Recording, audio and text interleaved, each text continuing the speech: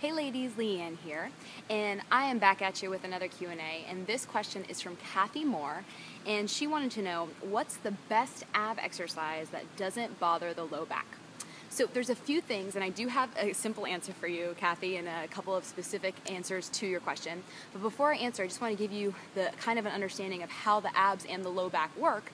And once you understand how they relate to each other, it might make everything make a lot more sense when you're just even standing, sitting, engaging your posture.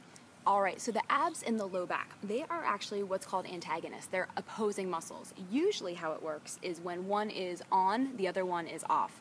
You'll have to excuse me if you pan first. If I were to pan, you'll see there's a cat walking across my mat right now. This is the cat that has taken ownership of my backyard, and I think I have a cat now. Anyways, abs and low back. If your low back is hurting you, there's a chance that it's probably because it's weak or it's not doing its job properly, or some other muscles are having to take over, and that's actually what's causing the low back pain. So we want to make sure that we're not changing the relationship between the abs and low back and making the abs even hard or even stronger and the low back even weaker in relation to each other.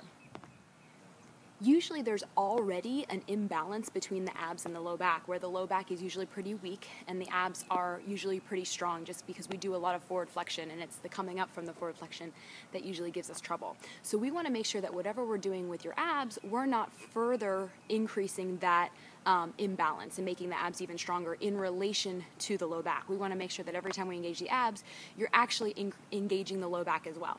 And the best way to engage the low back during any abdominal work is what's called isometric contraction, meaning no movement at all while the contraction. So, for example, a plank is an isometric move. Just stabilizing my spine is an isometric move. It's activation without movement. So every time you do an ab exercise, and one of the ones that I recommend is a long lever crunch or a long lever sit-up, you want to make sure that you're engaging isometrically that low back muscle, as well as the girdle muscle. It's called the transverse abdominis.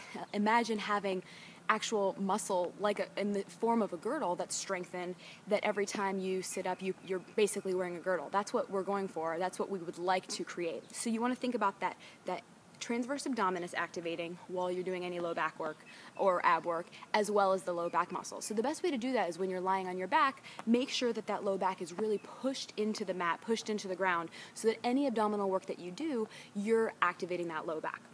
The other thing is a plank. Okay, a plank is an amazing exercise because it really activates every muscle in your body for the most part, but also, just like I mentioned before, it's this isometric contraction. Sorry, this cat has claws, so I'm just making sure that let me just pan down for a second so you can see. I just have a cat chilling right there in my lap. But anyways, back to the subject at hand. The plank position is great, and but the only thing is you want to make sure that you're doing it properly. In a plank position, here's a little fun fact. Your neck muscles, or your cervical spine, and your low back muscles, your lumbar spine, they actually neurologically communicate with one another. So if something's going on in your neck, the low back is actually getting direct feedback from it.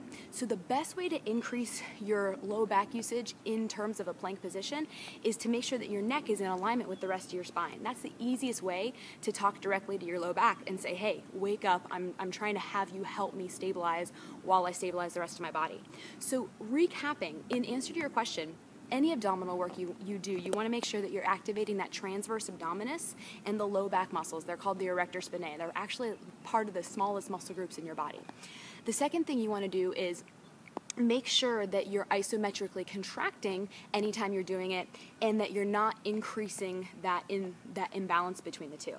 And then last but not least, making sure that your head and neck is in alignment with your low back, because honestly, it's a really high payoff. Neurologically, they're directly speaking to one another. It's just very high payoff, meaning less work, less work on your part, but more benefit from it. So in terms of examples, we'll make sure that we get those long lever crunches and long lever sit-ups in the workout this week, as well as make sure that you're learning how to do a plank properly, and a prank if you feel the desire to learn about it. So Kathy, I hope that helped, and I get a lot of questions about the abdominals and what people should be doing for it. And there are other factors that go into it in terms of body fat and nutrition and stuff like that. But in terms of specific exercises, making sure that you're engaging that low back so that there's no pain and actually helping to avoid pain in the future, that would be your best bet. So hope that helps, and I'll see you up at the studio.